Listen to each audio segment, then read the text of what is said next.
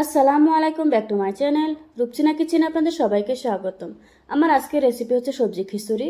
সবজি খিচুড়িটা অনেকেই রান্না করতে জানেন, তবে আমি কিভাবে রান্না করি সেটা একটু আপনাদের সাথে শেয়ার করছি।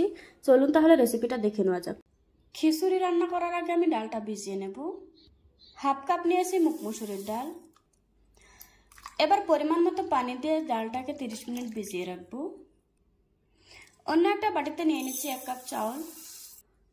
তারপর পরিমাণ মতো পানি দিয়ে চালটাকে আমি 30 মিনিট ভিজিয়ে রাখবো।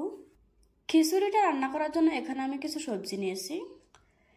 মিষ্টি কুমড়ো, আলু, গাজর, আর হচ্ছে ফুলকপি, কিছু মটরশুঁটি, আর হচ্ছে একটা টমেটো। তবে সবজিটা আপনারা আপনাদের পছন্দ অনুযায়ী নিতে পারবেন। খিচুড়িটা রান্না করার জন্য চুলায় একটি কড়াই বসিয়ে দিয়েছি। আর দিয়ে দিচ্ছি 1/3 কাপ রান্না করা রেগুলার তেল। দিচ্ছি কিছু গরম মশলা, দারচিনি, তেজপাতা, আর হচ্ছে এলাচ। দিয়ে দিচ্ছি হাফ কাপ পেঁয়াজ কুচি। কিছুক্ষণ নেড়ে চেড়ে পেঁয়াজটাকে হালকা নরম করে নেব। পেঁয়াজটাকে ভেজে আমি হালকা নরম করে নিয়েছি। তারপর দিয়ে দিচ্ছি 1 টেবিল চামচ আদা বাটা, 1 টেবিল চামচ রসুন বাটা। আদা রসুনটাকে পেঁয়াজের সাথে খুব ভালোভাবে ভেজে নেব, যাতে করে আদা রসুনের কাঁচা গন্ধটা চলে যায়। এবার আমি গুঁড়া মশলাগুলি অ্যাড করব। দিয়ে দিচ্ছি হাফ চা চামচ লাল মরিচের গুঁড়ো, দিয়ে দিচ্ছি হাফ চা চামচ হলুদ গুঁড়ো, আর দিচ্ছি হাফ চা চামচ ধনিয়ার গুঁড়ো। তারপর দিয়ে দিচ্ছি হাফ চা চামচ ভাজা জিরের গুঁড়ো। তারপর নেড়ে চেড়ে একটু মিশিয়ে নেব। দিয়ে দিচ্ছি আগে থেকে ভিজিয়ে রাখা ডাল।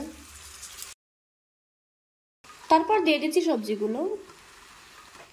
ডাল আর সবজিগুলো আমি একসাথে কষিয়ে নেব। দিয়ে দিচ্ছি স্বাদ মতো লবণ। সব কিছু একসাথে করে নেড়ে চেড়ে মিশিয়ে নেব। এখানে আমি পানি দিব না, সবজি থেকে যে পানিটা উঠবে ওটা দিয়ে কষানো হয়ে যাবে।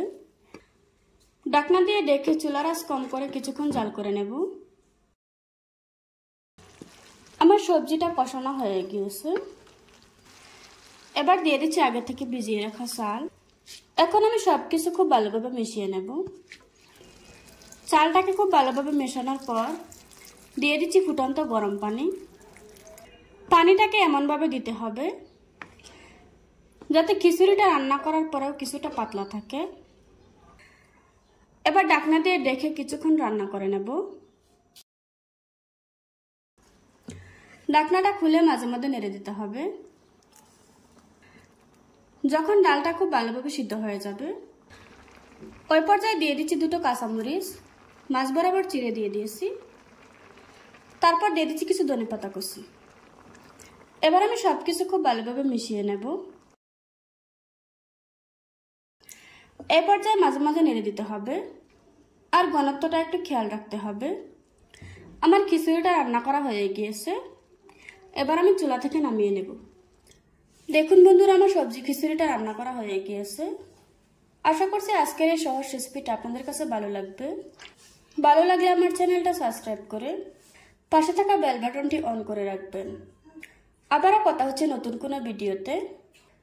ততক্ষণ সুস্থ থাকবেন, ভালো থাকবেন। আল্লাহ হাফেজ।